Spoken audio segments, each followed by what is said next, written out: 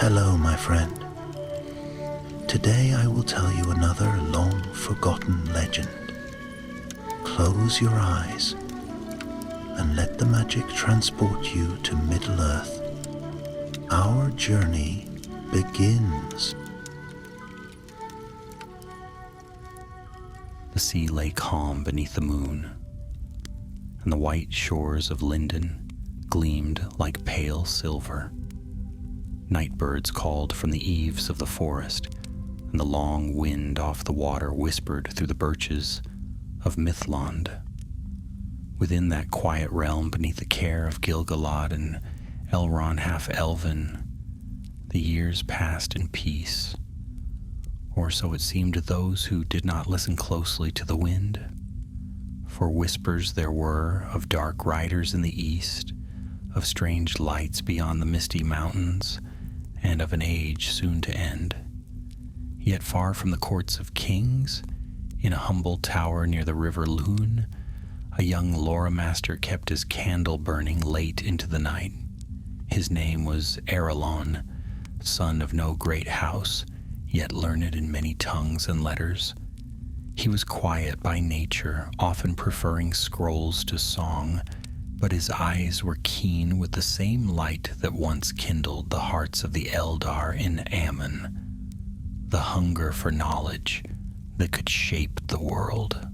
That night, his hand trembled above an open scroll. It was old, far older than any parchment he had yet seen. Its writing faded, the tengwar finely drawn in ink that shimmered faintly even in the dim light. The words spoke of the Lomia Linda, the song of stillness. At first he thought it poetry, one of the ancient lays of the blessed realm. But beneath the beauty of the verse he found phrases unlike any song, invocations of A itself, and fragments that hinted at mastery over time. He rose and paced the room, the boards creaking beneath his bare feet. Outside, the waves sighed like breathing. A song that binds the flow of hours, he murmured. Could such a thing be? He could almost hear his master's voice, Elrond's calm, measured tone. Beware the knowledge that was forbidden before the moon first rose, for the valor bound not only dark sorcery, but also the pride that leads to ruin. Yet curiosity burned in him like a flame behind glass. The fragment spoke of a last attempt by an unnamed Noldoran craftsman in Aman, who had sought to save what was already lost. The parchment ended abruptly, torn and sealed with a mark that chilled Arelon's heart. A single rune in the form of an unblinking eye, though not the eye of Sauron. This was older, the mark of Feanor's house. A soft knock broke his thoughts. You still awake, Arelon? Came a familiar voice. It was Lanthiriel, an elf of the woodland kindreds, fair and sharp-eyed as a hawk. She leaned in the doorway, her green cloak wet with dew. You'll waste your sight by such hours, she said with a smile. Come see the dawn. When it comes, instead of chasing old words that never end. He smiled faintly, hiding the scroll. I could not sleep. The past has a voice tonight. Her gaze drifted to the table. You found something? He hesitated. A remnant from Eregion, I think, sent by the Dunedain from the ruins near Holland. It speaks of a spell once wrought in Aman. Lanthiriel frowned. A spell? You tread dangerous paths, my friend. Magic of the Valor is not meant for our hands. But Arelon was already lost to wonder. If he could stop time, even for a moment, think what it could mean. Battles turned, lives saved. The world has suffered much from delay. But what if we could pause the sorrow long enough to mend it? The huntress said nothing for a time, then softly, and if you stop sorrow, do you not stop joy as well? Her words lingered long after she left, yet before dawn came, Arelon made a choice. He wrapped the scroll carefully in silk and sealed it within his satchel. The call of knowledge was stronger than fear. He would go to Imladris and seek counsel of Elrond himself. But when morning rose, fate had already turned its gaze upon him. At the quay below the tower, a company of travelers was gathering, elves, men, and a single dwarf. Among them stood Amdir, captain of the Dunedain, tall and grave beneath his gray cloak. He greeted Arelon as an old friend. "You ride eastward?" Amdir asked. "Aye, to Imladris. And you?" "To the same," said the man. "Strange tidings reach even the wild. Shadows move in Holland once more. My folk found a hidden vault beneath the ruins, sealed by craft unknown. We seek one skilled in the lore of Eregion to read its wards." Arelon's heart stirred. Holland, the very land of Celebrimbor, and perhaps the place from which his scroll had come. He looked again at the horizon, where the blue mountains rose like a dark wall against the light. "Then I shall ride with you," he said. So it was that Arelon set forth from Lindon that day, not knowing that his path would lead him into the forgotten heart of a power once forbidden by the Valar themselves. The road wound through fair valleys and across the rivers that flowed from the mountains. With him rode Lanthiriel, who would not let him travel unguarded, and the dwarf scholar Bruni, whose laughter echoed like hammer strikes even on the quietest days. Amdir led them with steady hand and keen eye, for he had seen war before and trusted little in chance. Yet the farther they rode, the stranger grew the signs around them, stones that hummed faintly when touched, trees whose leaves did not stir, though the wind was strong. Once, as they passed an old waystone carved with elvish runes, Arelon felt the air shiver, as if the world itself paused between one heartbeat and the next. He said nothing, but his thoughts turned again to the spell of stillness and to the shadow that must have fallen upon any who sought to command such power. Night came softly. The stars kindled above the plains of Eriador, and the company made camp beside a quiet stream. As the fire crackled low, Arelon took out the fragment once more and read by the flickering light. In that hour he thought he heard faint singing, distant, sorrowful, as if from across an endless gulf. The song seemed to whisper his name, and far away, beyond the mountains, something old and watchful stirred in the dark. For the words of Aman, once spoken, never slept long in Middle-earth. The journey eastward was long and not without unease, though the lands of Eriador lay peaceful to most eyes. There were places where the grass grew thin and silence hung too deep. Crows wheeled over lonely barrows, and the streams whispered of older days, when the Gwaith y Myrdain walked proudly under the banners of Celebrimbor. Now all the craft and song lay buried under ivy and ruin. The company rode by day and kept close watch by night. Amdir's keen eyes often searched the hills, and his hand never strayed far from the hilt of his sword. Lanthiriel ranged ahead light-footed as a deer, returning at dusk with tidings of the road. Bruni, grumbling yet tireless, kept their spirits from sinking with tales of Khazad Dûm and its forges of endless fire. Yet of all, Arelon was most changed. The fragment he carried weighed heavier with every mile. He dreamed of white shores bathed in still light, of a realm beyond the reach of time. He would wake before dawn, breath caught in his chest, as though he had heard the last chord of a song too great for mortal ears. On the fourth night, when the stars burned bright and the moon rode high, Lanthiriel returned from her watch, pale and swift. "There are riders behind us," she said. 5 at least. They move without torches, but I saw their glinting mail beneath the starlight. They bear no banner. Amdir's face darkened. Then they are no friends of the West. They left the road before dawn, taking to lesser paths through thicket and fen. For 2 days they moved in silence, but the sense of pursuit never faded. On the evening of the 2nd, they reached the old ring of stones that marked the western boundary of a region. Once music and light had filled this place. Now the air hung still, and even the birds dared not sing. There they found what Amdir had spoken of, a narrow stair descending beneath the earth, half buried in roots and stone. Faded elvish runes marked the lintel. Let none unbidden enter the house of the unfinished work. Bruni brushed the moss away with careful hand. These letters are old indeed.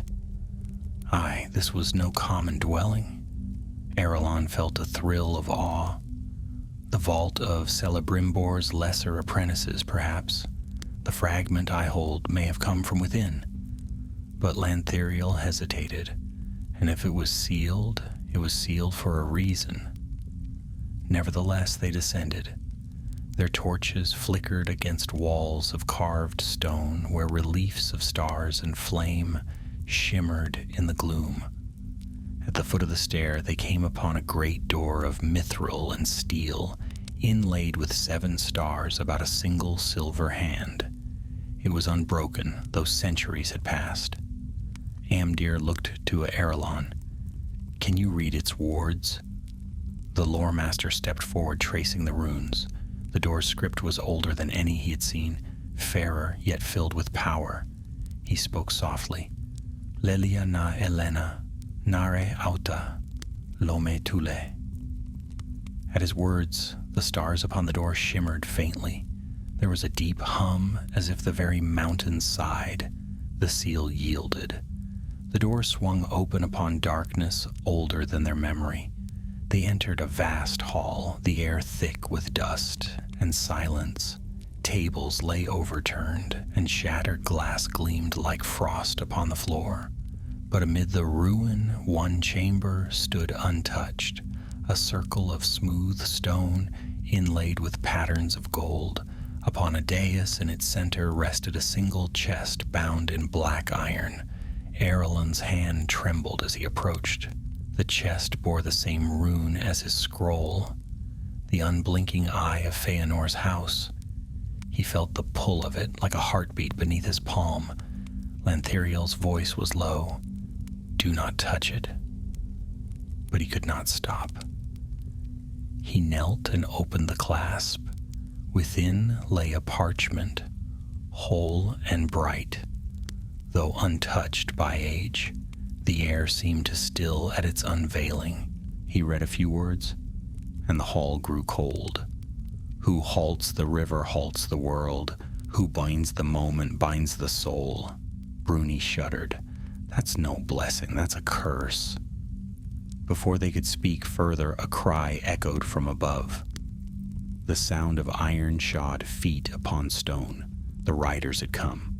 Out, Amdir shouted. Back to the upper passage. But the stair was already filled with shadow.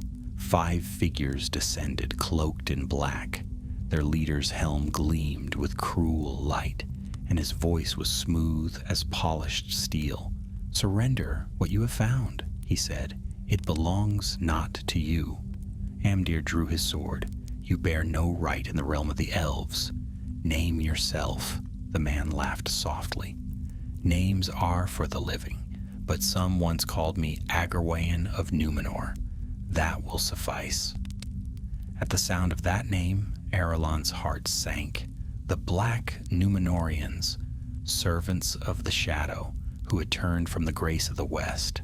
Their power lay deep in dark arts, and their greed for ancient lore was boundless. Lantheriel loosed an arrow that struck one of the riders through the throat. The battle flared in an instant. Steel rang against steel, torches fell. and sparks leapt like stars. Bruni swung his hammer with a shout, felling another, but Agerwain pressed forward, eyes burning like cold fire. In the chaos, Erlin clutched the parchment to his chest. Words seemed to whisper from it, words that stilled the world around him. Time slowed. The clash of blades dimmed. He saw Lanthiriel frozen mid-step, the flame of her torch hanging motionless in the air. And then silence. He stood alone in a world without breath. Every sound, every heartbeat had ceased. His own voice was the only one that moved. Terror and awe gripped him in equal measure. He had spoken no spell, yet the power of the writing had answered him. He turned to see Agerwain also unmoving, his blade gleaming in frozen air. Beyond him the light dimmed, as if the world itself grew weary. Then a whisper came, not from any throat, but from the stillness itself. So you would claim what was once denied. Know then what it means to halt the song. A chill pierced Erlon's heart. He tried to move, to breathe, but the stillness deepened. He felt the edge of something vast and endless pressing upon him, the cold void beyond Ii, where no song had ever been sung. With desperate will he tore his gaze from the parchment and cried aloud in Quenya, "Let the music endure." The air broke. Sound returned like a wave crashing upon the shore. Time moved again. The battle resumed in a roar of steel and flame, but the spell's touch had left its mark. The torches burned lower, the hall trembled, and Agerwen's eyes shone with grim understanding. "You have touched it," he hissed. "The stillness. Now it will seek you." Amdir thrust him back with a cry. "Run!" They fled into the tunnels, sealing the door behind them. The stone shook, as if some power stirred beneath the mountain's heart. When at last they reached the surface, dawn was breaking pale and cold over the hills of Eregion. No word passed between them for a long time. The world seemed quieter, as if holding its breath. Erlin sat apart, clutching the scroll that now felt heavy as iron. He had seen what it meant to halt time, if only for a moment, and it had nearly unmade him. Yet even as the fear lingered, a deeper question took root within him. If this spell could be tamed, if it could truly be wielded to preserve life, then perhaps the sacrifice of the past need not be in vain. And somewhere far to the west, beyond the sea, in the deathless lands of Aman, a shiver passed through the air, like the echo of a forgotten chord. For the forbidden words of the Valor had been spoken once more in Middle-earth. The days that followed were heavy with silence. The company made camp in the hollows of the Holland Ridge beneath boughs that had not known song since the fall of Eregion. The sun came pale and cold through the mist, and though no enemy pursued them, they felt ever the shadow of unseen eyes. Amdir's wound was light, a cut across his arm where Agerwain's blade had grazed him. Yet his face had grown drawn. He said little, but often turned his gaze eastward as if expecting some new peril to rise from the haze. Lanthiriel tended his hurt in silence, and Bruni, who had once been full of laughter, now spoke only in murmurs. Erlon alone did not sleep. Each night he would unwrap the scroll and stare upon its bright living letters. The script shimmered faintly as though the words themselves breathed. He longed to burn it, yet could not bring himself to do so. Within those runes he felt something vast, not wholly evil, but perilous beyond mortal reckoning. It was on the third night that Amdir found him by the dying fire, the scroll open upon his knees. "You still read that cursed thing?" the Dunedain asked. His voice was hoarse, the weariness of many roads in it. Arelon met his gaze. You saw what it can do. That was but a whisper of its power. If the whole incantation were known, then the world itself would stop breathing. Amdir said grimly. You felt it. You saw the stillness. There's no mastery in such power, only ruin. Arelon closed his hand over the parchment. Perhaps, but ruin may yet be turned to salvation. There are few who live in these darkening days who would not trade years of toil for a single heartbeat of reprieve. And at what price? Amdir said softly. All gifts from the West come with a cost. Do not forget what befell Numenor when it sought to master death. For a time they sat without speaking. The night wind sighed over the hills, carrying faint echoes of the lost bells of Austin Edhill. At dawn they broke camp. The way northward led through tangled woods and barren vales. Often they glimpsed the ruins of old roads half swallowed by moss. Reminders of the glory that had once stood there. Once Bruni halted beside a cracked pillar etched with dwarvish runes. We delved beneath these hills in elder days, he murmured. The elves forged their rings, and we our own secrets. But the greed for craft, it burned both our peoples. No one answered him. All felt the truth of his words. That evening, as the sun sank red behind the mountains, they reached the valley of the Glanduin. The river ran swift and silver beneath the fading light, and the broken towers of Eregion stood black against the sky. Arelon felt the pull of that place, a whisper in the stones, a memory in the air. Somewhere beneath those ruins, he knew, the secret of the spell's making had been born. They crossed the shallows and took refuge in the shell of a fallen hall. Its roof was gone, yet the stars gleamed bright above, and for the first time in many nights, Lantheriel sang softly as she watched the fire.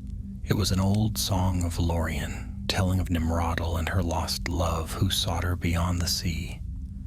Her voice carried sweet and sad through the quiet.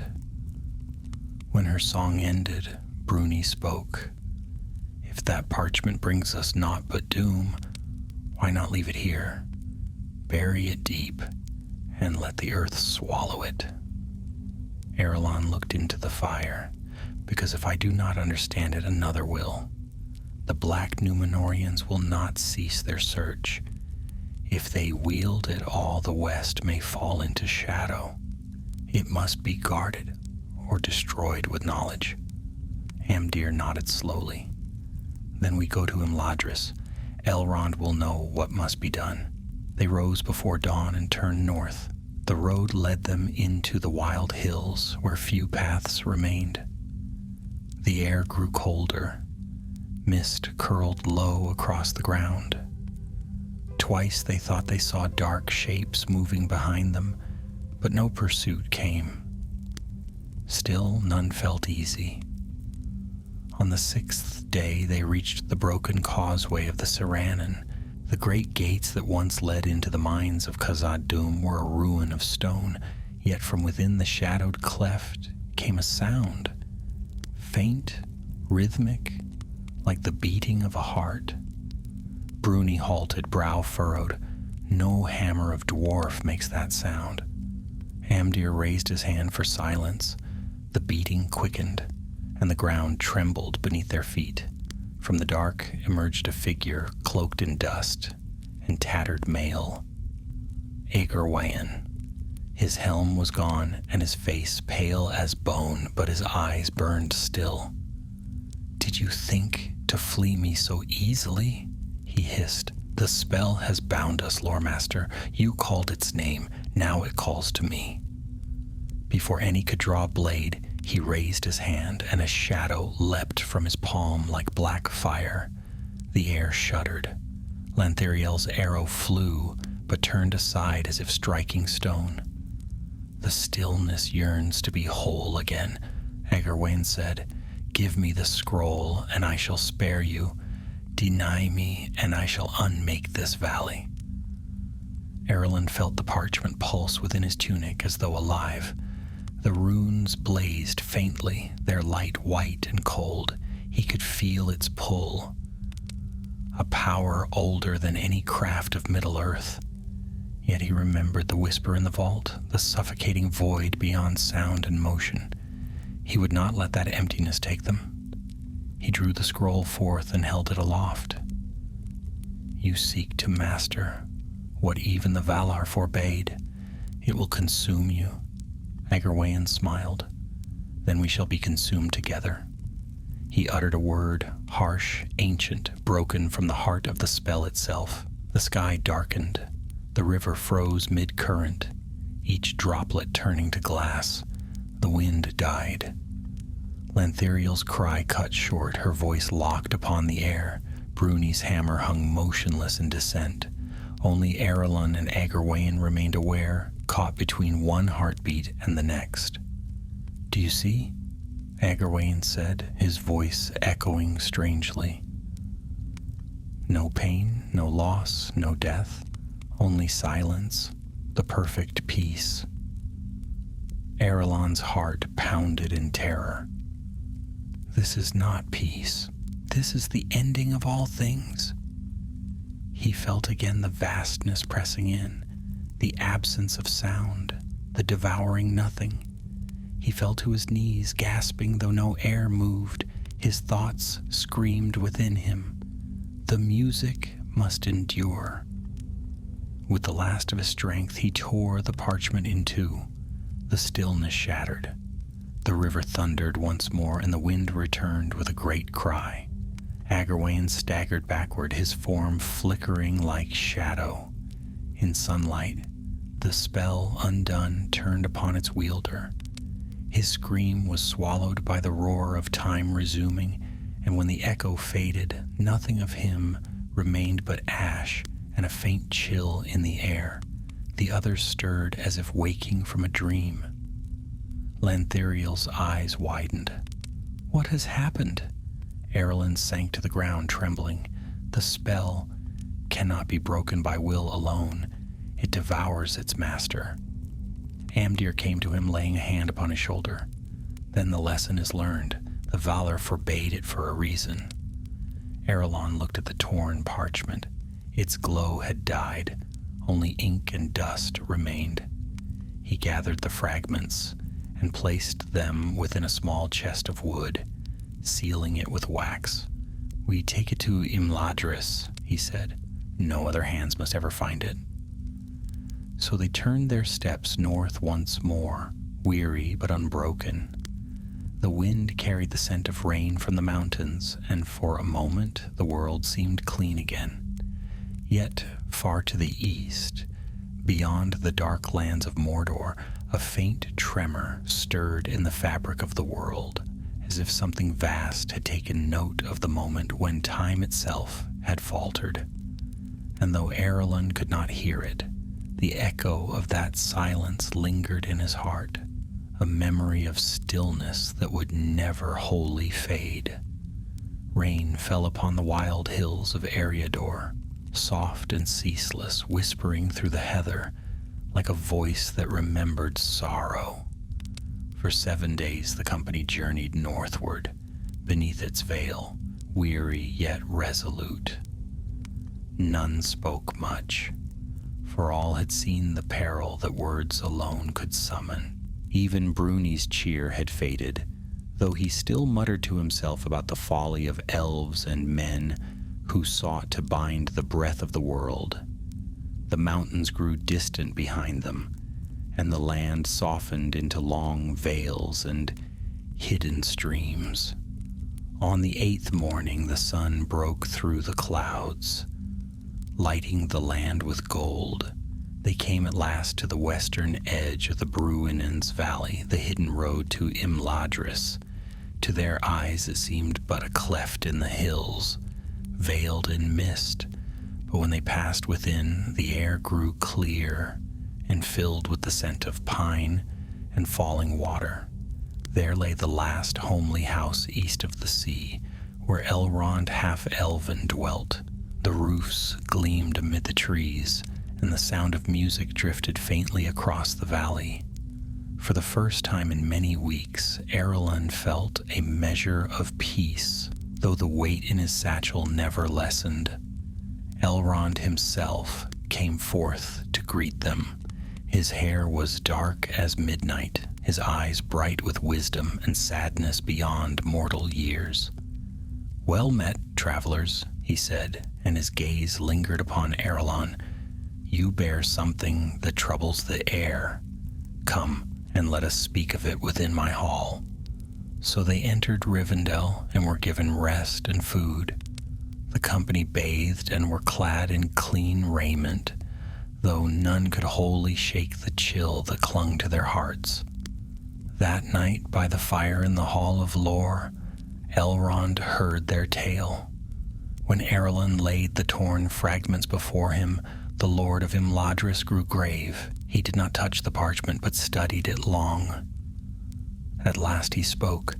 "These runes are not of Eregion alone," said Elrond. "They are older, drawn from the deep lore of Aman. I have read of such things, though never in full, for even in Valinor they were sealed. It was called the Lomia Kare, the spell of stillness, forged in the dark years before the flight of the Noldor." Lanthiriel leaned forward. Why was it made? And why forbidden? Elrond's eyes turned distant. In the early days before the moon rose, there was one among the Noldor, a pupil of Feanor himself, whose heart was filled with both love and pride. His beloved lay dying of a wound beyond healing, and he sought to halt time itself, to keep her from passing beyond the circles of the world, and he succeeded for an instant. But that moment did not end. The world around her froze, and she was lost between the beats of time, neither living nor gone. The Valar themselves could not unmake what he had wrought, and so they sealed the words that birthed it. The one who spoke them was unmade, cast beyond the music where no song reaches. Amdir shuddered. "Then it is a doom more terrible than death."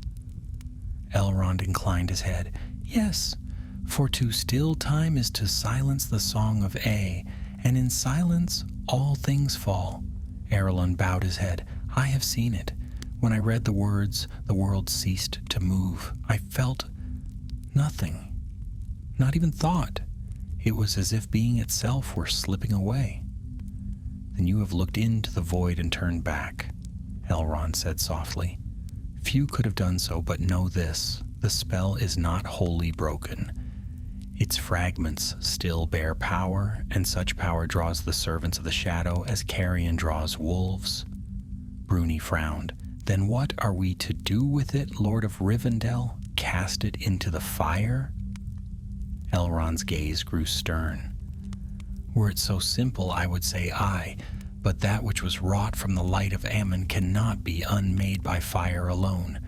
It must be sealed in a place where time itself flows pure and unbroken, where the music of the world is strongest." Lanthiriel's brow furrowed. "Where is such a place?" "Only one remains," Elrond replied. "The mirror halls of the Blue Mountains, where the ancient streams of Ossa still murmur beneath the stone.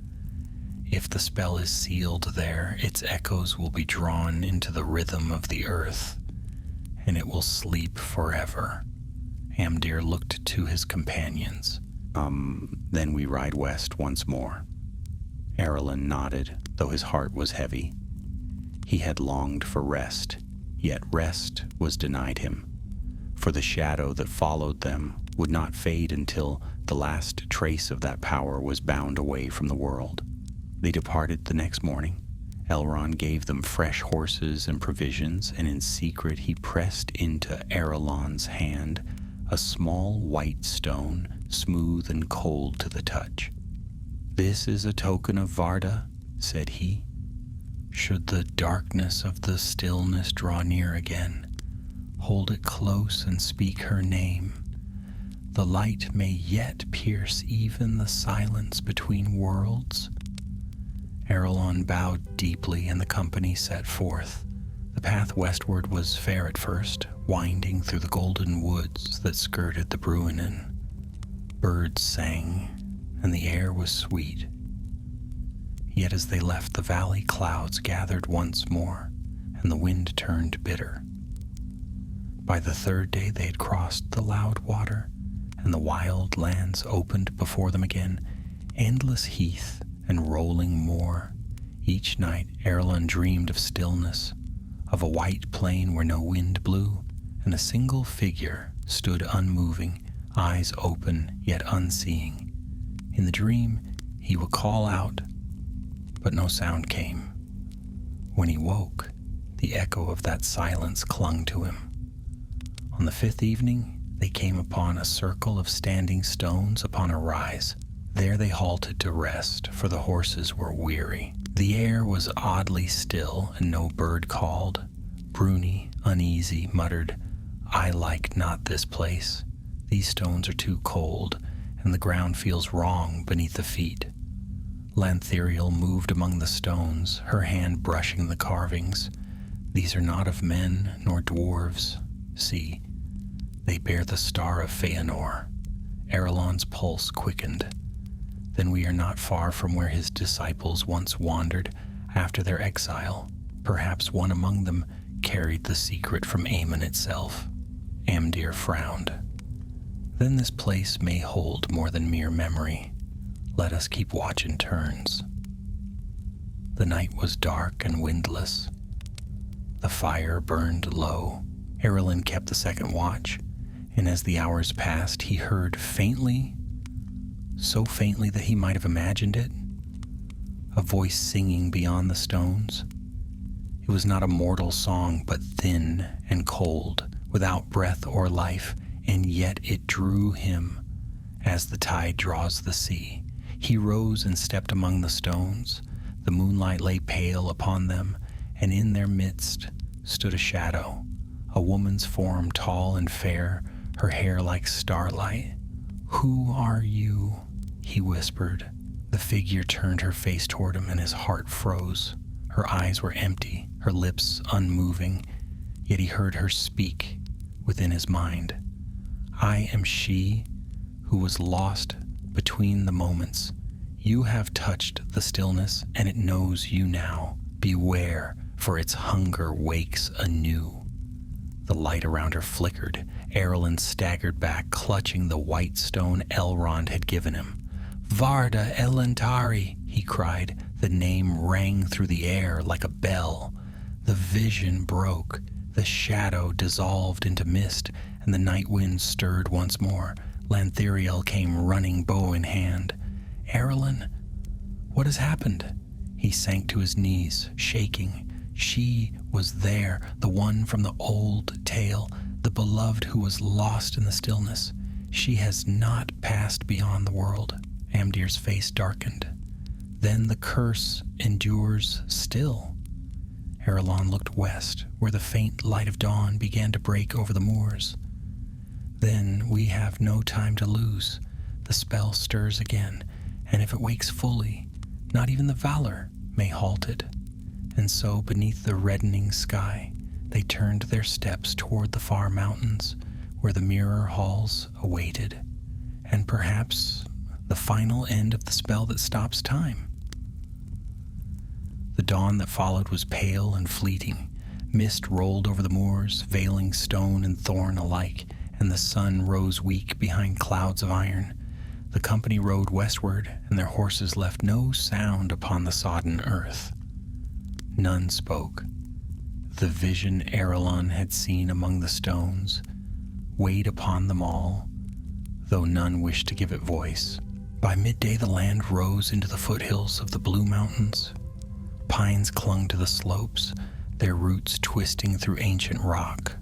The air grew sharp and clean, tasting faintly of salt, for beyond those peaks the sea lay waiting, vast and eternal.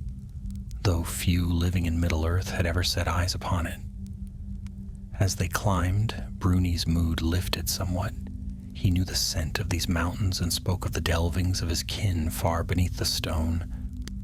"Aye," he said, "the mirror halls lie deep within the roots of this range, where the waters of Ossa still murmur in secret streams.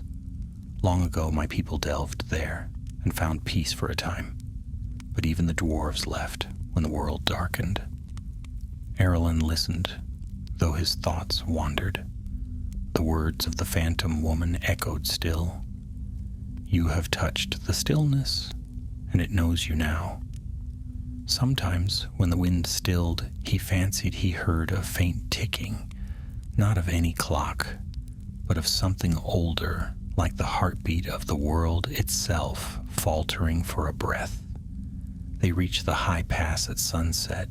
Clouds gathered below, filling the valleys with mist, and far off the western sky glimmered with the dim reflection of the sea. They camped upon a ledge sheltered by stone, and there, beneath the stars, they planned their descent into the halls. Amdir spread a worn map upon the ground. "The mirror halls lie beneath the western spur," he said, tracing a finger along the parchment. "There is an entrance, a tunnel long forgotten, half a day's ride from here. But the way is perilous, and we may not be the only ones seeking it." Lanthiriel's eyes narrowed. "You mean the servants of Agarwayan?" Amdir nodded. "The man himself may be gone, but shadows seldom fall alone. His kind have lingered long in secret places." Bruni spat into the fire. "Let them come. I'll not turn aside now." That night the wind rose, wailing among the cliffs. The fire burned low and sleep came fitfully. In his dreams, Erlon walked upon a shore of silver sand beneath a sky without sun or moon. Before him stood the woman again, pale and still, her eyes reflecting no light. She raised her hand and the world fell silent. He woke with a start. The fire was out. Amdir sat watch nearby, his sword across his knees. "Dreams again?" he asked quietly. Erlon nodded. "She is bound still, trapped between the moments. I think she calls to me." "Then close your ears to her," said Amdir. "You have seen what comes of such power. It would unmake us all." "I know," Erlon murmured, "yet I fear it may already be too late." When dawn came gray and cold, they set out once more. The path wound downward through a gorge filled with fog. The sound of water grew louder, not the rush of rivers, but the deep, resonant pulse of subterranean streams. By noon, they reached a narrow cleft in the rock, half hidden by ferns, the entrance to the mirror halls. Bruni took the lead, striking flint to his torch. The tunnel beyond was smooth as glass, the walls veined with quartz that caught and scattered the firelight. Drops of water fell from the ceiling in slow rhythm, echoing faintly through the dark. "This way," Bruni said, his voice hushed despite himself. "Follow close." They passed through halls of stone older than memory. Pillars carved like waves rose from the floor, and pools of clear water mirrored their light. It was a place of eerie beauty, yet a chill crept into their bones as they went deeper. At last they came to a vast cavern whose ceiling shimmered like the surface of a lake. In its center lay a circular basin of black marble filled with still water. Around it were carved runes, elvish yet mingled with something older. Bruni bowed low. "The mirror halls," he whispered. "May Mahal guard us." Erlon approached the basin. Its surface was calm, reflecting his face perfectly. He could see the parchment's faint light beneath his tunic, glowing softly like a hidden ember. Amdir stood beside him. "Is this the place?" Erlon nodded slowly. "Yes." Here the flow of time is pure. The Valar's music echoes still in the deep. If I speak the words of binding, the spell's fragments will sink into that rhythm and be unmade. Lanthiriel set a hand on his arm. And if it fails, then time itself may falter, he said quietly. But there is no other way. He drew forth the fragments, their runes flickering like dying stars. He laid them upon the stone rim and began to chant in Quenya, his voice low and steady. The air trembled, ripples spread across the water, though no wind stirred. Light began to gather within the basin, pale and cold, yet filled with strange beauty. The runes blazed and Arelon's voice rose, but even as he spoke, the echo of another voice joined his, faint, sorrowful, the voice from his dreams. "Release me," it whispered. "You have touched the stillness. You can free me." He faltered. The glow wavered. The basin's reflection darkened, and for an instant he saw her face again. The woman lost between the moments, her eyes pleading. Lanthiriel cried out, "Arelon, stop! It's a trap!" But the pull was too strong. He reached toward the water, and the surface broke. A surge of icy air swept through the cavern. The light dimmed. The water churned, rising like smoke, and within it a shape formed, the figure of the woman, radiant yet terrible. Her hair flowed like starlight, her voice the sound of silence itself. Amdir drew his blade. "By the Valar, what is this?" Arelon stood transfixed. "She is the one who first cast the spell, the disciple of Feanor." The apparition's eyes fixed upon him. "Free me, and I shall restore what was broken. Together we shall command the flow of time. No more death, no more loss." He shook his head, tears burning his eyes. "That power destroyed you. It will destroy us all." The figure's smile faded. The water grew black around her. "Then you choose to end me forever." She raised her hand and the cavern shuddered. The pools boiled, the pillars cracked. Shadows poured from the walls like smoke. Bruni roared and swung his hammer, striking the base of a pillar. "The roof will fall. We must finish it now." Arelon clutched the white stone Elrond had given him. "Varda Elentari, guide me," he cried. Light flared from the gem, pure, piercing, brighter than the torches. The phantom shrieked, her form unraveling like mist in sunlight. The water stilled, and silence fell once more. Arelon staggered, the fragments burning in his hands. With his last strength, he cast them into the basin. There was a sound like a sigh, deep and endless, and the light faded. When it was done, the basin lay empty, the water gone. Only the faint hum of the earth remained. Amdir helped him to his feet. "Is it over?" Arelon nodded weakly. "Yes. The spell sleeps now, bound within the music. It will trouble the world no longer." Lanthiriel looked around the shattered hall. "Then let us leave this place. No song should echo here again." They climbed from the depths as dawn broke once more over the peaks. The air outside was cool and bright, and the first light of morning gleamed on the distant sea. For a long time none spoke. Then Bruni, wiping dust from his beard, said quietly, "It is done, and none too soon. The world breathes again." Arelon looked westward where the sun touched the horizon. He thought he heard the faintest murmur of the waves, steady and endless cry. The true rhythm of Arda flowing on. Yet in the farthest corners of his mind, he wondered if the woman's spirit had truly been freed, or if somewhere in a place beyond time, her voice still whispered, waiting for one who would listen again. The company lingered upon the heights for a time, for their strength was spent and their hearts weary from what they had seen beneath the mountain. The morning after the sealing of the spell dawned fair, with a soft wind from the west that carried the scent of salt and distant rain. Far below, the valleys of Eriador spread wide and green, yet none among them felt haste to descend.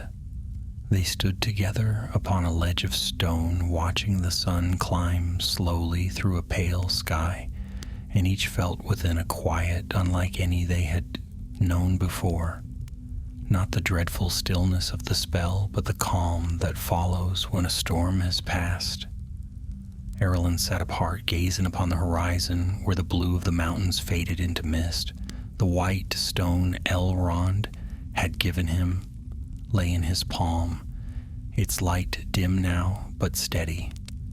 It had saved them all, yet it had also shown him the depth of the peril they had faced.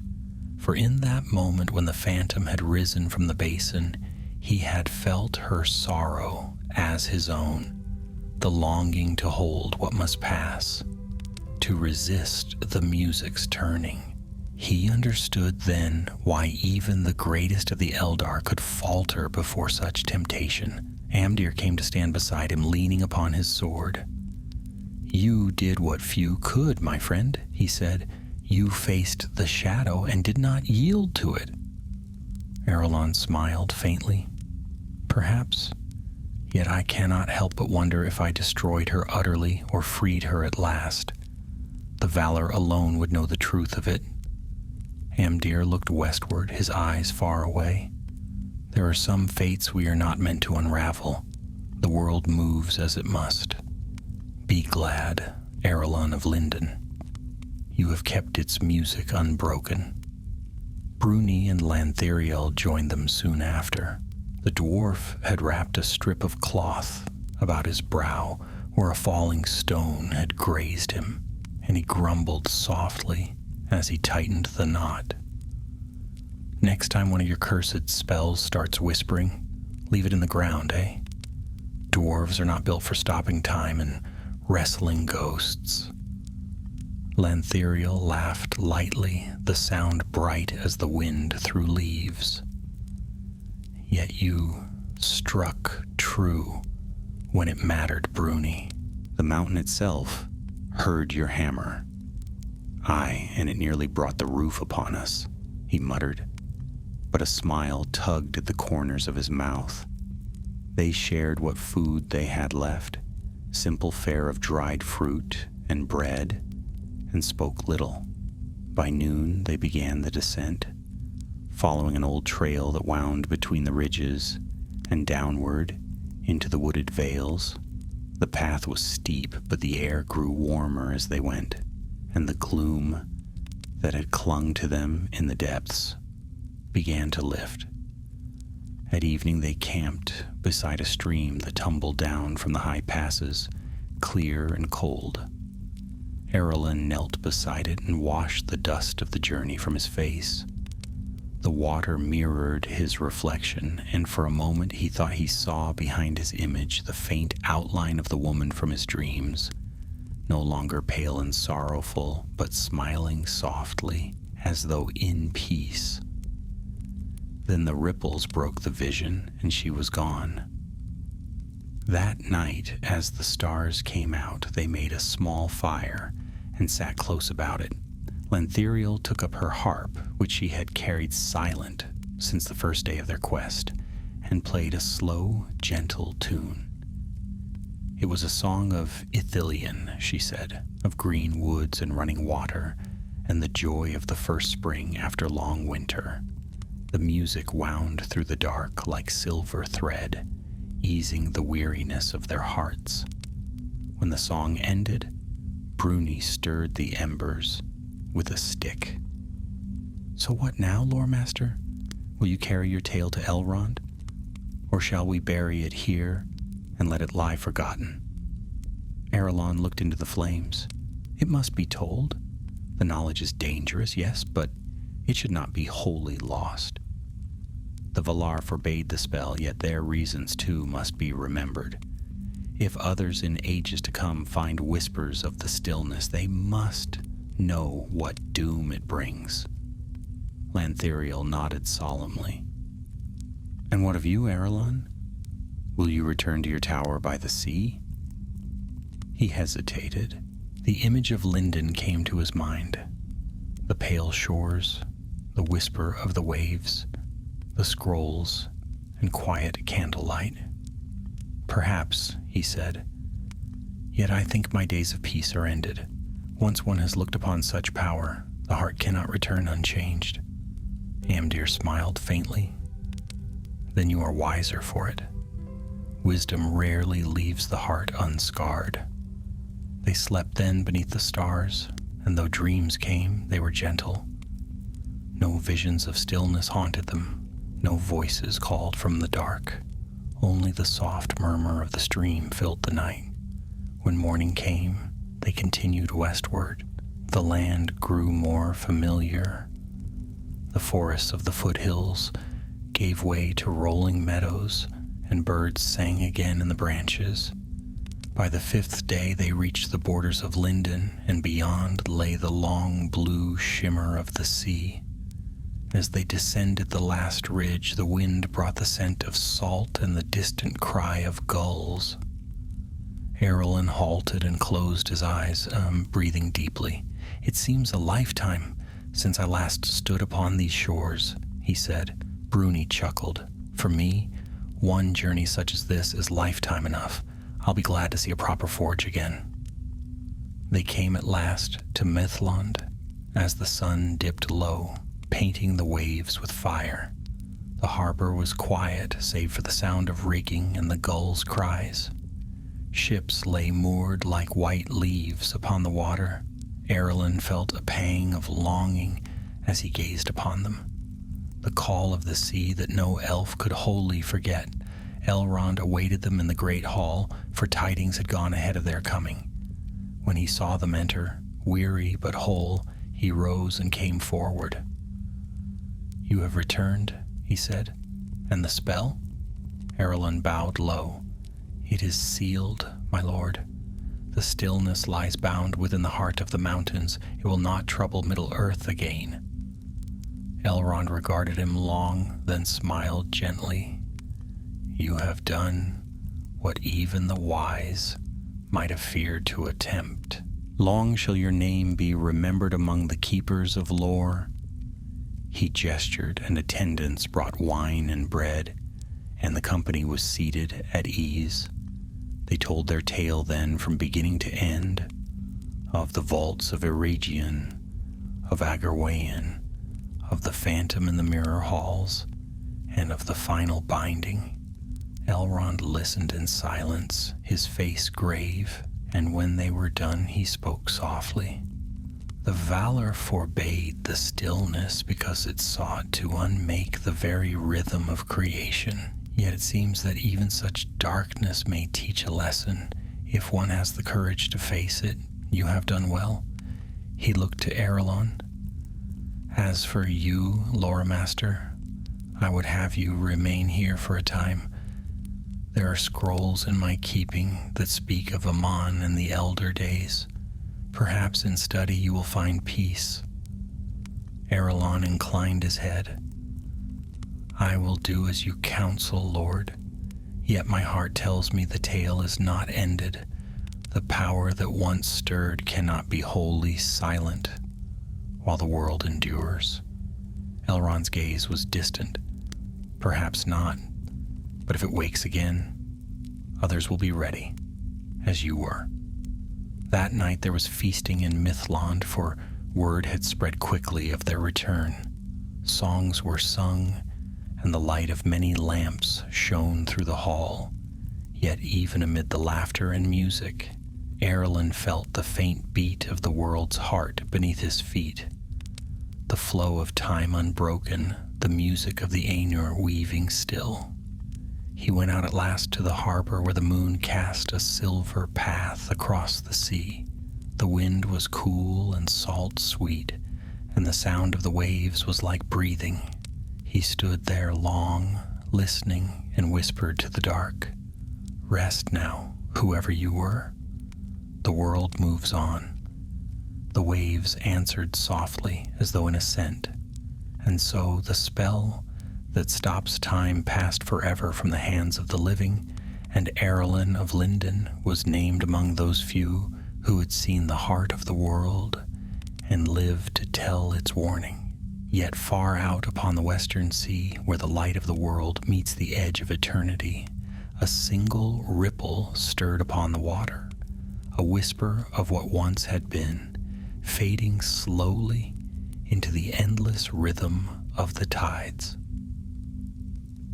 In the days that followed their return to Mithlond, peace seemed to fall again upon the western shores.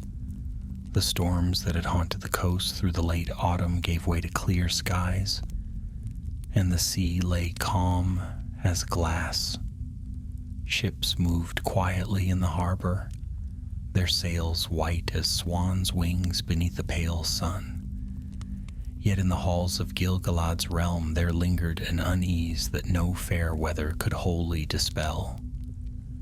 Arelyn dwelt now in one of the tower chambers of the western citadel. High above the gray waters, scrolls and tomes lay upon every table. Parchment rustled softly when the wind moved through the room. By day, he studied the ancient lore of Aman under Elrond's guidance, and by night he walked alone upon the sea wall, listening to the tide. He had written much since their return. Not only the tale of their journey and the sealing of the spell, but also what little he could discern of the forgotten lore that had birthed it. Yet each page he filled left him no nearer to peace. The memory of the phantom woman haunted him still.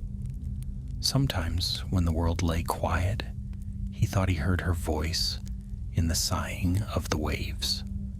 It was upon one such night when the moon rode high and the sea shone silver that a soft knock came at his door. He turned, expecting Elrond or perhaps Lanthiriel, but instead found a messenger, a young elf clad in blue and gray, bearing the seal of the king.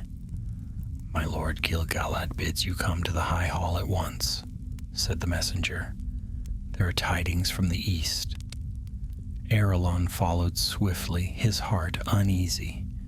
In the king's hall, a council had gathered. Elrond was there, and Círdan the shipwright, tall and grave, his beard white as foam. Gil-galad stood before them, a scroll in his hand. "This came from the borders of Eregion," the king said. "Our scouts report that strange shadows move again among the ruins. Fires have been seen by night, and the air itself trembles with a power not felt since the war against Sauron." Arelyn's blood ran cold. "Then the spell—" Elrond raised a hand. "It cannot be the same.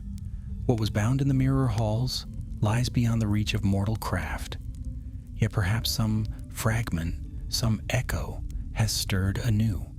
Círdan's deep voice broke the silence. "If it is so, then we must act quickly. Shadows have a way of creeping where memory lingers. Eregion has been a haunt of evil before." Gil-galad turned to Arelyn. "You have faced this darkness once. Would you ride again to see what truth lies in these tidings?" Arelyn bowed his head. "I will go, my lord. The stillness must not rise again." Thus once more he set forth from the shining shores of Linden, though this time his heart was heavier. With him rode Amdir the Dunedain, steadfast as ever, and Lanthiriel, who would not let her friend face peril alone. Bruni had already departed eastward to his kin in Khazad-dûm, but word had been sent that he should meet them at the ruins of Hollin if danger proved true. The road across Eriador was long but fair. Spring had come early that year. Green shoots crowned the hills, and wild flowers bloomed where snow had lain. Yet the closer they drew to the eastern lands, the more uneasy grew the air. The birds fell silent, and a haze hung over the distant ridges. On the 10th evening they camped beside the Glanduin, The moonlight shone upon the water, but its reflection seemed faint and broken. Amdir sat polishing his sword, while Lantheriel kept watch upon the ridge above.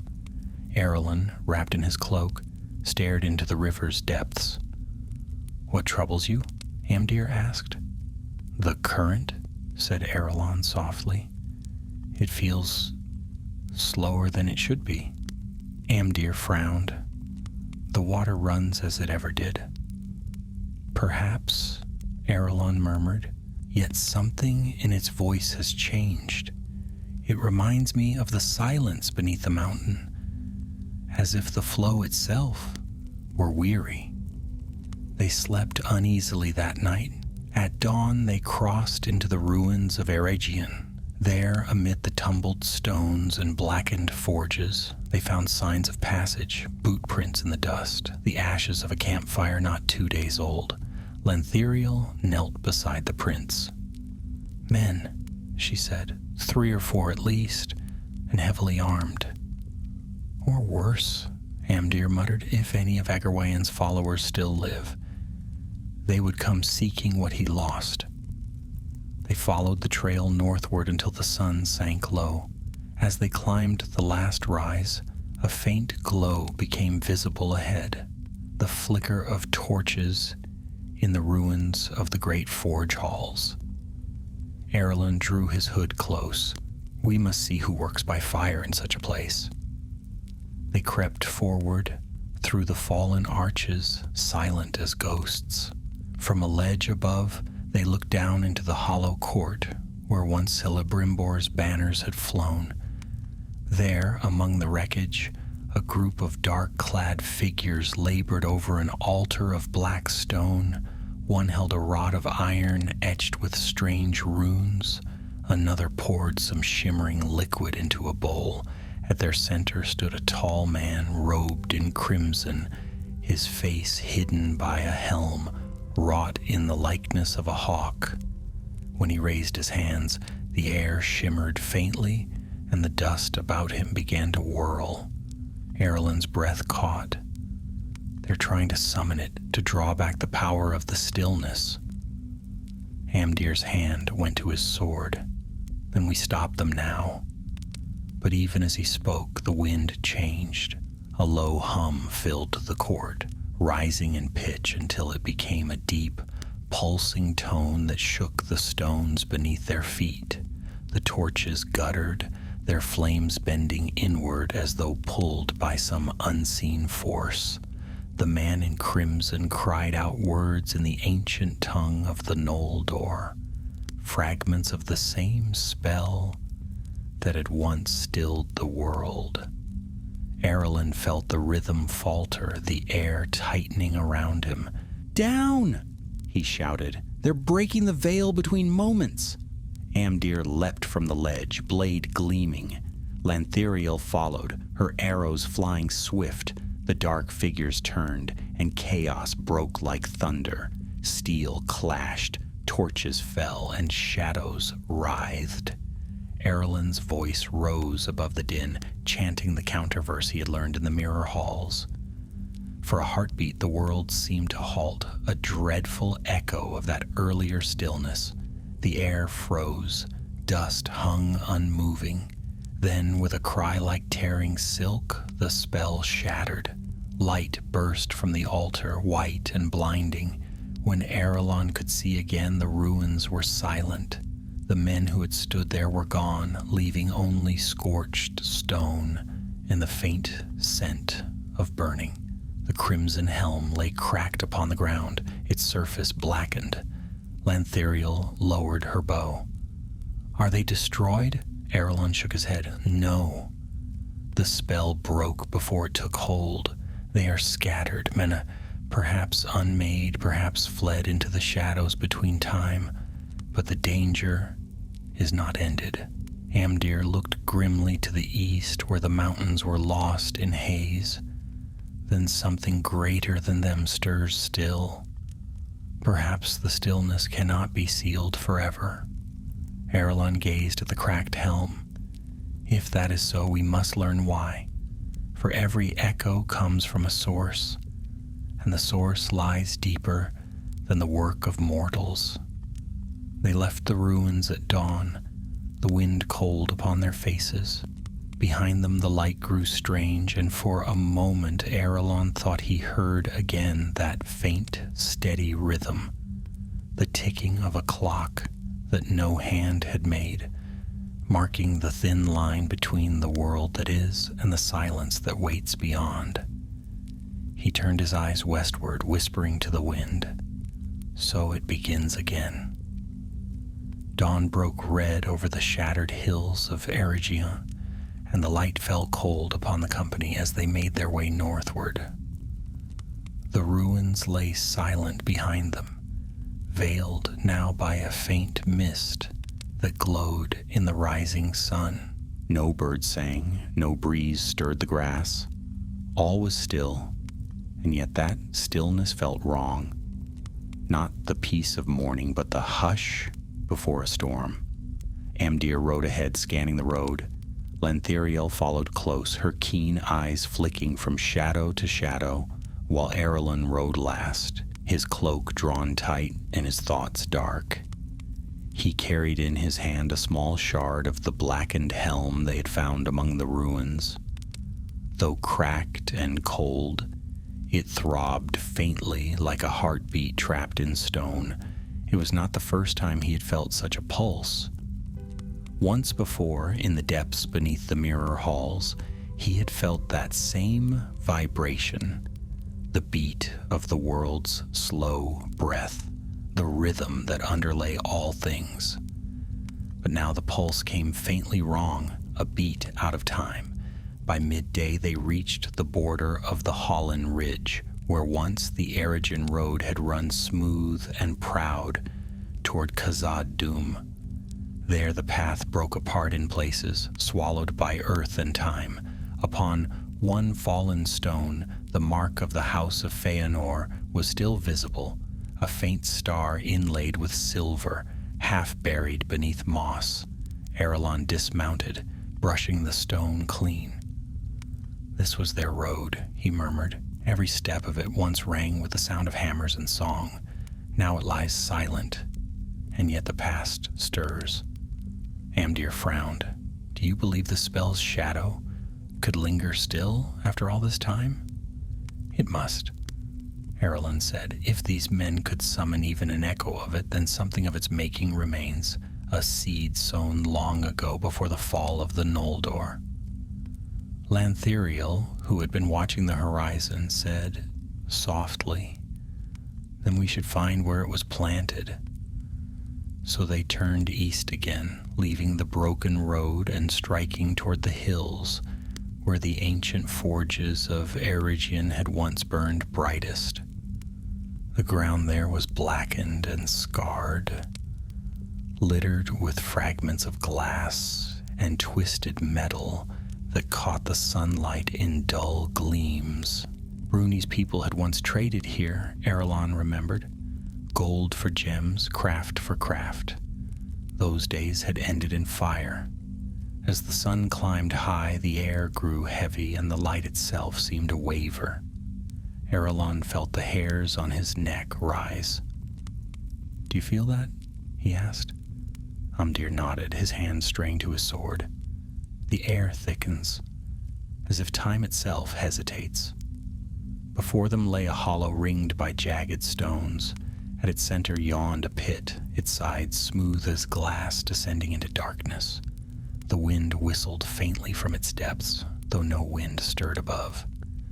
"This was no forge," Lanthiriel whispered. "It is too deep, too cold." Arelon stepped forward. He could sense it now, the same hum that had filled the mirror halls, faint but constant. He knelt at the edge, peering down. The darkness below seemed almost liquid, shifting and rippling like the surface of a great black lake. "There is something beneath," he said, "something vast." Amdir threw a small stone into the pit. It vanished without sound. "That is no mere shadow," he said grimly. "What lies below could swallow a kingdom whole." Arelon rose slowly. It is the source, the first experiment, the one who wrought the spell. When the Valar forbade her work, she must have hidden the heart of her craft here, beneath the forges of her kin. And now, Lanthiriel said, the darkness beneath stirs once more. As if in answer, a low tremor passed through the earth. Dust fell from the stones and the air grew chill. Then from deep below there came a sound, faint, rhythmic, unmistakable, a pulse steady as a drumbeat. The heartbeat, Arelyn whispered. It is waking. They backed away from the pit, but the ground quivered again, and a light rose from below, pale and white like the glow of stars seen through water. The light grew stronger, swirling upward in slow spirals. Then, from the depths, a voice spoke. Why have you come again, child of Lindon? You who silenced me once, would you silence me forever? The words were not sound, but thought, filling their minds like the tolling of a distant bell. Arelon staggered, clutching his head. It speaks. Lanthiriel drew her bow. Who speaks? Show yourself. The light condensed, shaping itself into a form, tall, slender, robed in flowing white. A woman's figure, though her face was shadowed. Her voice echoed through the hollow. I am Eruana, once of Feanor's house. I am the maker of the stillness. Arelon's breath caught. You are the one who halted time in Amon. Her form flickered. I sought only to save what was lost, but the Valar bound me, and the years turned against me.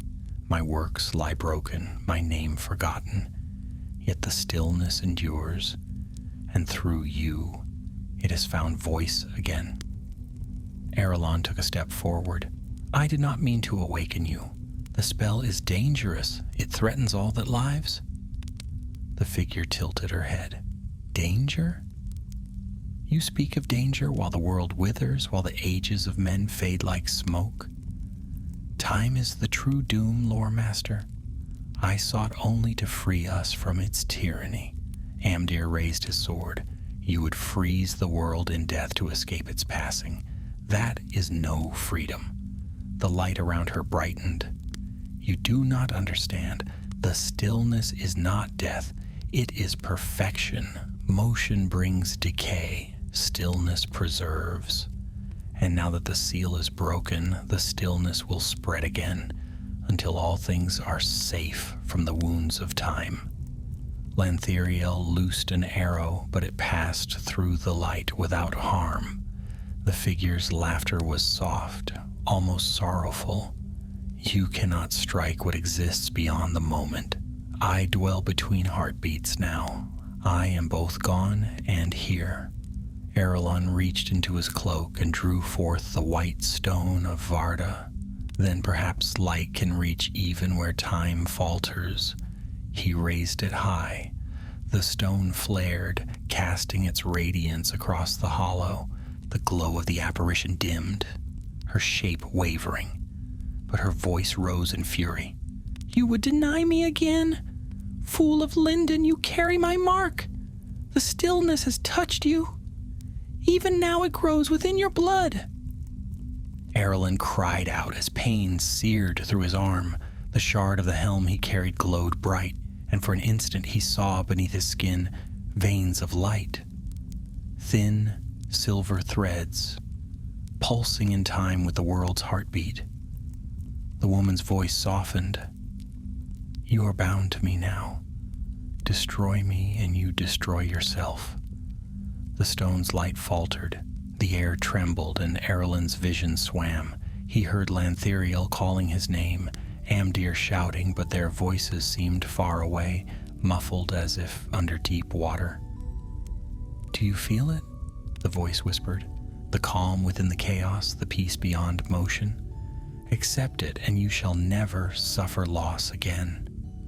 Arelon fell to his knees, clutching the stone. No, he gasped.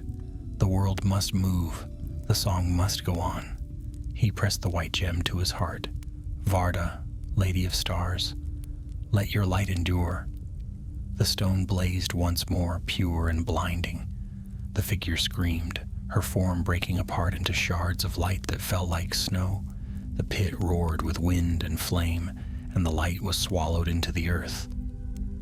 When silence returned, the hollow was empty.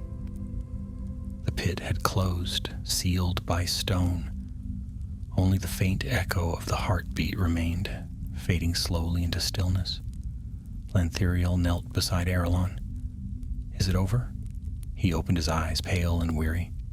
"For now, but her mark remains. The stillness sleeps in me, a remnant of her power, and I fear one day it will wake." Amdir helped him to his feet. "Then we shall keep watch. You are not alone in this." Arelon nodded faintly. He could still feel the pulse beneath his skin, slower now but constant, the rhythm of the world, and beneath it the whisper of the stillness, patient as eternity. And somewhere far beneath the mountains, unseen and unheard, a single beat echoed back, the first note of a song not yet ended. The days after their encounter in the hollow passed in a blur of uneasy silence. The air of Eregion, once bright with spring, seemed now to lie heavy and dim. A haze clung to the horizon, and even the light of the sun seemed pale, as though veiled by some unseen hand. The company rode north, away from the pit and the whispering stones, but the shadow of what they had seen clung to them still. Arelon grew quieter with each mile. His face, once fair and calm, was now drawn and pale, his eyes shadowed with unrest. Often as they rode, he would touch his left arm, as though feeling for something beneath the skin. At times, when the wind fell still, Lanthiriel thought she could see a faint light beneath the fabric of his sleeve, a silver glimmer that pulsed in rhythm with his heartbeat. On the third night they made camp among the ruins of an old watchtower, its stones blackened by fire. The stars were veiled, and no sound stirred save the sigh of the wind. Amdir kept watch, sharpening his sword upon a whetstone, whose faint rasping echoed through the gloom. Lanthiriel sat nearby, mending her bowstring. Arelon knelt apart, gazing into the ashes of the fire. The white stone of Varda lay in his palm, cold now, its light gone. In its surface he saw his reflection, and beneath his eyes, faint and shifting, the outline of another face. The woman's face.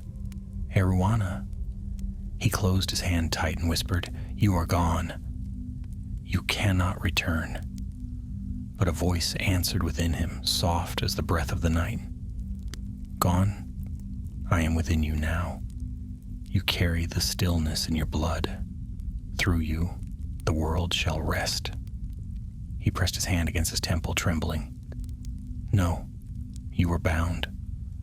The Valor's light sealed you. Light cannot bind what is beyond time. I wait, Arelon of Linden. When your will falters, I shall rise again." "Enough," he hissed. "I will not be your vessel."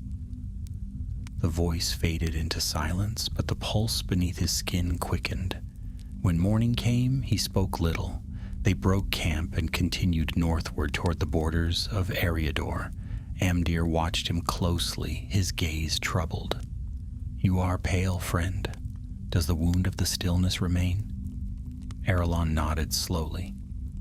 "It sleeps, but I feel it stirring within. Her power has not perished, only changed. I am bound to her now, as she said." Lanthiriel turned sharply. "Then we must seek Elrond again. If anyone can sever such a bond, it is he." Arelon shook his head. "I dare not bring this curse among the wise.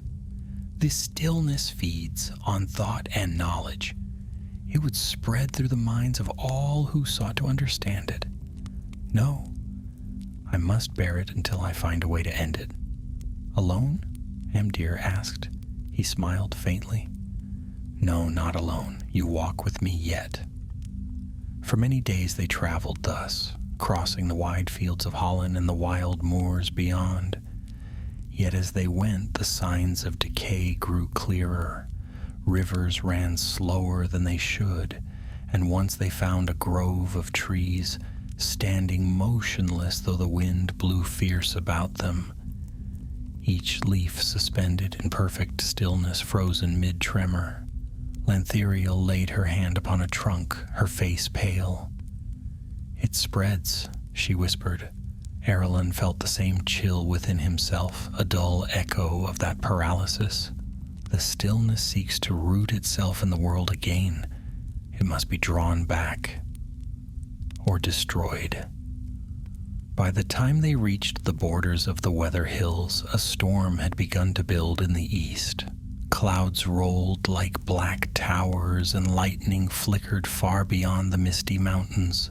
They took shelter in a small hollow beneath an overhanging ridge. That night Arelon dreamed. He stood upon a vast plain of white, stretching endlessly beneath a sky of silver light. The air was utterly silent, no wind, no breath, no heartbeat. Before him stood Aruana, radiant and sorrowful, her eyes like twin stars. "You fight what cannot be undone," she said. "Why struggle against peace? The world burns and breaks, age after age. Let it rest. Let all things sleep." He looked upon her, and for a moment he saw not a phantom, but a woman, weary and afraid. "Peace without change is death," he said. "You do not seek rest, only control." She reached out her hand. "I sought to save one life, and the valor cast me into shadow. Now through you, I may heal all wounds. Together we can stop the world's pain. You need only surrender." Arelon felt her power pressing against him, soft at first, then insistent, a tide rising within his chest. The rhythm of the world's heartbeat grew louder, slower, until it matched his own. He could feel the pull of it, the lure of stillness. No more fear, no more loss, no more time. Then another voice pierced the dream. Faint but clear, like the sound of distant bells. "Arelon, wake, wake now." He gasped and sat upright. Amdir knelt beside him, shaking his shoulder. "You cried out in your sleep." The sky was pale with dawn. Arelon's skin was cold, and beneath his sleeve, the faint silver light glimmered again. "She tried to claim me," he said hoarsely. "In my dream, no, not dream. She spoke to me through the bond." Amdir gripped his arm. "Then we must act quickly. There must be some way to draw her from you." Arelon stared eastward, where the storm still burned on the horizon. "Perhaps there is," he murmured. "When she was cast down, she fled beyond the reach of the valor. If I could follow her echo to its end, I might sever it, though it may cost me my life." Lantheriel rose. "Then we ride east again. If there is any hope, we must find it." They rode hard that day, the wind lashing their cloaks, the scent of rain heavy in the air. By evening they reached the feet of the misty mountains, where the clouds hung low and thunder rolled above. Lightning flashed across the peaks, and the world smelled of stone and storm. As they searched for shelter, Arelon felt a strange tug in his heart, a direction, faint but sure, leading upward along a narrow ravine. "This way," he said. "The pull grows stronger. She calls from the heights." They climbed the steep path, the horses left behind. The rain fell in torrents, washing over stones slick with moss. When at last they reached a ledge high above the valley, Arelon stopped. Before them rose a wall of dark rock veined with light, a cliff that gleamed faintly even in the storm. Lantheriel stared. "It glows as the stones of Aman are said to glow." Arelon stepped forward. This is where her essence hides, the last remnant of her craft. The stillness was born of this place. Lightning split the sky, the cliff shimmered, and from its face a faint figure began to form. Arowana again, faint and wavering, her voice came with the thunder. You should not have come. You cannot destroy me without destroying yourself. Amdir drew his sword. We will see. But Erlen raised a hand. No, this is my burden. He stepped closer to the apparition. You wished to stop time, to hold what you loved forever, but you have bound yourself to endless torment. I will end it. Then end yourself as well, she whispered. We are one. He lifted the white stone once more, its light flickering in the rain. So be it. The storm roared, the stone flared, and the world seemed to stop, not in the dreadful stillness of her making, but in a light so pure that even silence sang. When the thunder came again, the figure was gone, the glow of the cliff faded, and the storm began to pass. Erlen fell to his knees, the stone still clutched in his hand. The silver light beneath his skin was gone. The stillness had left him. Amdir and Lantheriel ran to him. Is it over? She asked. He looked up, rain streaking his face. Yes, he whispered. She is gone, and with her, the last echo of the spell. They stood together upon the ledge as the storm broke and sunlight pierced the clouds. The mountains gleamed wet and bright, and below them the world seemed new again. Yet even as peace returned, Erlen felt, within a faint emptiness, as if something vast had gone silent forever. He rose slowly and turned westward. Come, he said, let us go home. The song endures still. And far below in the valleys of Eriador, the rivers ran swift once more, carrying away the last traces of stillness into the ever-moving sea. The storm had passed. Its echo lingered only in the distant roll of thunder and the gleam of rain upon the stones. The world seemed to breathe anew. The mountains glistening beneath the sky, washed clean by wind and light. Yet in the stillness that followed, Erlen felt neither triumph nor peace. He stood upon the high ledge, the white stone of Varda dim in his hand, and gazed eastward where the dark clouds fled into the plains. Below, Amdir and Lantheriel waited, their cloaks heavy with rain. When at last he descended to them, he looked pale but calm, as one who had walked through shadow and come again into day. Lantheriel reached for his arm. You are trembling, she said softly. It is done, he answered, his voice low. The bond is broken. The stillness has gone from the world. Then rejoice, said Amdir, though there was weariness in his tone. You have done what even the Valar could not. Let the past lie where it fell. Erlen smiled faintly. I will try. They rested that night in a hollow, beneath a leaning pine where the earth was soft and the wind gentle. The stars came forth in their hosts, bright and clear above the wet hills. No shadow moved among them. The heavens seemed at peace. Lantheriel lit a small fire, and its flame burned steady, untroubled by any unseen hand. Amdir sat with his back to the rock, sharpening his sword, though there was no need. When we return to Mithlond, he said, the king himself will honor what you have done. Songs will be sung of the lore master who silenced the spell of stillness. Erlen shook his head. Let no songs be sung. This was not a tale of glory. It was born of sorrow, and such things are best left to memory alone. Lantheriel looked at him through the firelight. You speak as though it has not ended. He hesitated. In truth, I do not know if it has.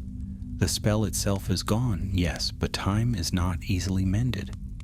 I have felt it, the hesitation in the air, the faint falter in the rhythm of the world. When one breaks the music, even for a moment, its echo endures. She smiled sadly.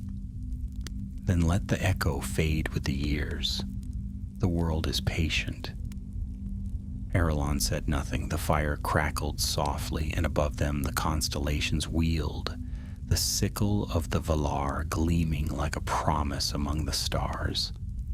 At dawn they descended from the heights. The land spread wide before them, green and fair beneath the morning light. The rivers ran swift once more, and the trees stirred in the wind, whispering as if in relief. Birds sang among the branches, and the air smelled of wet earth and pine. They rode west, retracing their steps across Eriador. In the valleys they passed villages of men rebuilding what wars and winters had broken. Children waved from doorways, and smoke rose from hearths newly kindled. Life had returned to the land, moving again with the steady pulse of time. On the fourth evening they reached the river Lune. Its waters shimmered gold in the setting sun, and beyond lay the silver shores of Lindon. When they came to the gates of Mithlond, horns sounded from the walls, for their coming had been foreseen. Elrond awaited them in the king's hall, and when he saw them enter, weary, road-worn, yet unbroken, he rose and came forward with joy. "Welcome, children of the West," he said. "The tidings of your victory have come before you, borne by the wind and the sea. The darkness that stirred in the east has vanished, and the hearts of the Eldar are at ease once more."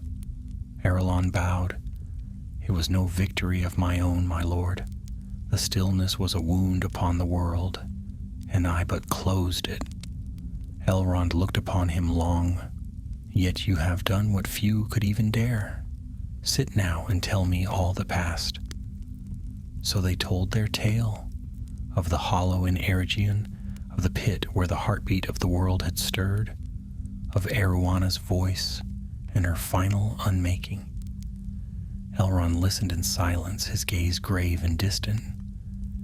When they had finished, he said, "The Valar forbade the stillness because it defied the music, but in your hands it became a lesson rather than a curse. You have seen what power can do when wedded to grief. That knowledge is burden enough." Amdir inclined his head. "The burden lies heavy indeed, but the world breathes freely again." "And what of you, Arelon?" asked Elrond. "What will you do now?" Arelon looked toward the tall windows where the sea glimmered beyond the harbor. "I do not know. I have dwelt long among books and scrolls, seeking the wisdom of ages past. Yet wisdom, I think, lies not in words but in the living world. Perhaps I shall sail with Círdan's folk to see the undying lands, though I doubt I will be welcome there." Elrond's eyes softened. No door is forever closed to one who serves the music, even in error. But if you remain, there is still work for you here. Many tales are lost, many memories fading. The lore of Aman should not die from Middle-earth. Arelon smiled faintly. "Then I will remain a while. The quills and ink will suit me better than the sword." That night there was a feast in the great hall. Lanterns hung from the rafters, and music filled the air. Harps, flutes, and the deep voices of elves singing of renewal. Amdir drank deep, laughing for the first time in many months, and Lanthiriel danced beneath the stars. Arelon watched them, the light of the lamps glimmering in his eyes, and for a little while he felt the weight upon his heart grow lighter. When the revel ended and silence fell once more upon the harbor, he went alone to the sea-wall. The tide was full, the waves breaking gently against the stone. Above him the stars burned bright, their light reflected in the dark water. He drew the white stone from his cloak. Its glow had faded to a soft, steady shimmer. No longer a weapon, but a memory of what had been. He held it up to the night and whispered, "For the light that endures when all else fails." Then he cast it into the sea. It sank swiftly, leaving a trail of pale fire that lingered for a moment before vanishing into the depths. The waves closed over it, and the night was still. A voice spoke behind me, soft, familiar. "It is ended then." He turned. Lantheriel stood there, her hair silver in the moonlight. "Yes," he said, "at last." She came to stand beside him, and together they looked westward, where the horizon shone faintly with the promise of dawn. "Do you regret it?" she asked. Erlen shook his head. "No. The stillness was never meant for us. The world must move, or it ceases to be the world."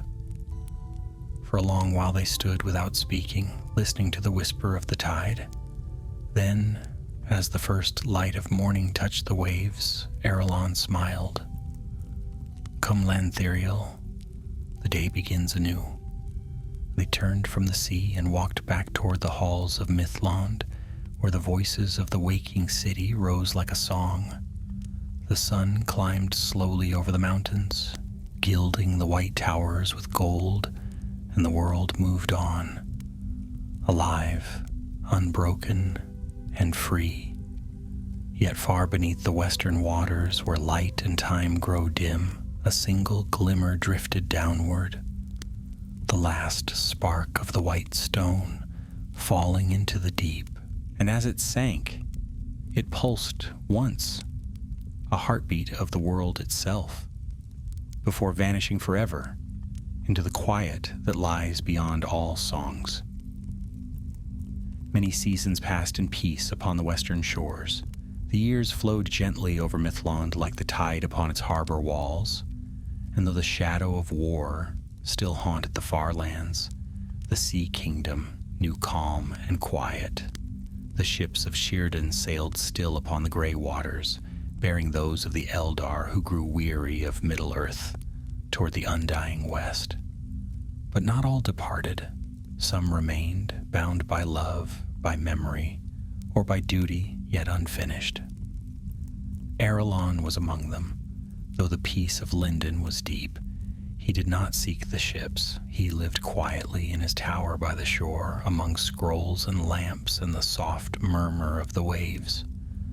Often he would walk along the strand at dusk, his hands clasped behind him, his eyes on the horizon where the sun fell each evening into the sea. The people of the port spoke of him rarely. He had become a figure of quiet legend, the lore master of Linden, who had looked upon the stillness and survived.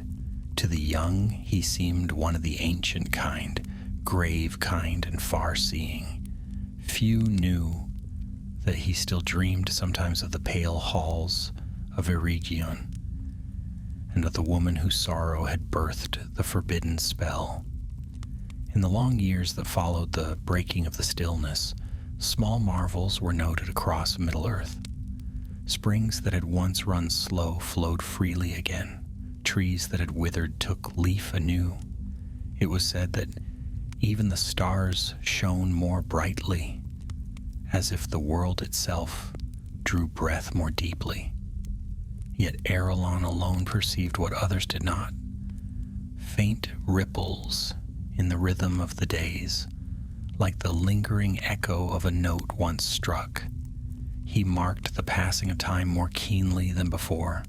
Seasons seemed both swift and slow to him, their measure uneven, as though the world sought to mend what had been sundered. Sometimes he would stop mid-stride, feeling the faintest tremor beneath his feet, not of earth, but of something deeper, the pulse of the world's heart finding its balance once more. Elrond came often from Imladris in those years for friendship and counsel. They would speak long into the night beside the hearth, of lore and memory of the elder days fading into song. And once, when the moon was high, Elrond said, "You have grown still, my friend, not in spirit, but in peace. The shadow you bore has left no mark." Arelon smiled. "I think it left its lesson, and that is mark enough." Elrond regarded him thoughtfully. "Do you never wish to sail? The straight road still opens at times for those of the Eldar who seek the west." "I have thought of it," Arelon said, "yet I was born in Middle-earth, and my heart belongs to its change. The sea calls to me, yes, but so does the wind and the turning of the stars. I will remain until the music itself bids me go." When Elrond departed again for his hidden valley, Arelon stood upon the cliffs and watched the ship vanish into the haze. The gulls wheeled above him crying, and he wondered what lay beyond the gray horizon, whether the Valar still remembered those who had touched forbidden things. Years turned to decades, and still he lingered. Amdir, grown older in the count of men, had returned to his northern kin and was seldom seen in Lindon. Lanthiriel came at times from the woods of arid Luin, bringing tales of new growth and green places. She found Arelon unchanged, save for a deepening calm in his eyes. "You are as the stone itself," she told him once. "Time passes around you, yet you remain unmoved." He laughed gently. "If that is so, then I have at last learned what the stillness could never teach, to rest without ceasing the world's motion." It was on the eve of midsummer in the year when the moon was fullest and the sea calm as glass that something stirred again. Arelon stood at his window, watching the reflection of the stars upon the water, when he felt a faint tremor beneath the tower. Not the deep dread of old, but a single beat, slow and strong, like the echo of a distant drum. He leaned out, listening. The sound came from far below, from the heart of the sea itself. Then, faint but clear, he heard a whisper, not in words, but in the rhythm of the waves. It was not the voice of Eruana, nor any ghost, but the world's own pulse returning to harmony. He smiled and turned from the window. "So the wound is healed at last," he said softly. "The music has mended itself." That night he dreamed, not of the white plain of stillness, nor of the shadowed halls of Aman, but of green fields beneath a rising sun. He saw children laughing beside rivers that ran swift and bright, and beyond them the peaks of the mountains shining in dawn's light. There was no voice, no whisper, only the living hum of the world in motion. When morning came, the tower was filled with light. The sea shone like molten silver, and the gulls wheeled high above. Arelon dressed in his gray robes and descended to the shore. There, upon the strand, he found a small boat, one of Círdan's craft. Fine and light, its sail folded neatly. Lanthiriel waited beside it, her hair caught by the wind. "The tide is turning," she said. "Círdan sends word that a ship sails for the west before sundown. If you would go, now is the time." He looked at her for a long moment, then smiled. "You always did find me when I lingered too long between choices. And you always looked too far into the sea," she replied. "Go now. Your task is done." He glanced once more at the horizon, where the sunlight lay like gold upon the water. "If the music calls, I will follow," he said at last. He stepped into the boat. The tide caught it gently, carrying him from the shore. Lanthiriel stood watching as he drifted outward, her hand raised in farewell. He did not look back. The wind rose, filling the sail. The boat moved swiftly now, cutting through the waves toward the open sea. Arelon felt the rhythm of the water beneath him, steady, eternal. The white towers of Mythland grew small behind until they were but glimmers upon the edge of the world.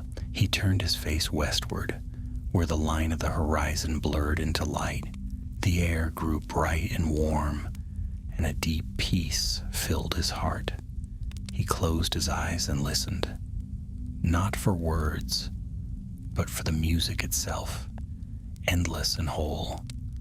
Far out upon the sea, where mortal eyes could no longer see, the small vessel vanished into a shimmer of light. Some say it reached the undying lands, and that Arelyn dwells there still among the libraries of Tirion, recording the histories of the Second Age. Others whisper that he became one with the music itself, his spirit woven into the song of the world. But in Mythland, when the tide is high and the moon full, the mariners say they sometimes hear a faint rhythm beneath the waves. Not the silence of the stillness, but a heartbeat, slow and strong, keeping time with the turning of the stars. And so ended the tale of the spell that stops time, and of Arelyn of Linden, who bore its burden and set the world to motion once more. The sea rolls on, and the wind sings through the white towers, and time, ever flowing, carries all things forward. For thus was it ordained in the first music of the Ainur, before the world was made.